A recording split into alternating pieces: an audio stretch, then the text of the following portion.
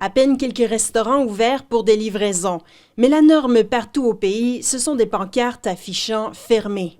Les restaurateurs vivent des moments de grande incertitude. Je sais pas si le monde réalise que même si tu fermes les portes, il y a encore le loyer, l'électricité, l'eau, le gaz, tout ce qu'on a besoin de payer dans un mois, c'est pas rien.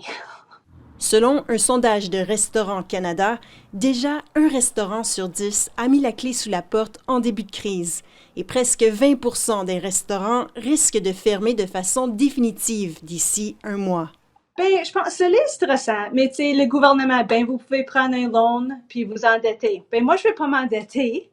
J'aimerais ça sortir de cette pandémie, tu sais, avec pas 200 000 pièces en dette, mais, tu sais, 3 mois, OK, c'est correct. 4 mois, 5 mois, on sait pas, mais moi, j'ai peur que beaucoup de monde, quand ça vient le temps pour réouvrir, ne pourra pas réouvrir du tout. La chef propriétaire du restaurant The Canteen à Dartmouth, Renée Lavallée, a 30 employés en temps normal. Tous ont été mis à pied.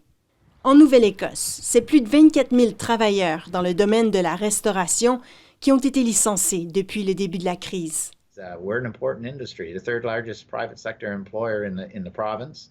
C'est considérable. Dans le secteur privé, c'est la troisième industrie en importance en Nouvelle-Écosse. Le porte-parole de Restaurants Canada en Atlantique, Luc Herjavec, se dit satisfait des mesures prises par le gouvernement de la Nouvelle-Écosse, par exemple d'avoir reporté les paiements de loyer. L'association continue de faire pression sur le gouvernement afin d'obtenir encore plus de répit et d'allègement. Elle espère remettre sur pied cette industrie après la crise, la pire qu'elle ait connue depuis la Seconde Guerre mondiale. Ici Stéphanie Blanchet, Radio-Canada, Halifax.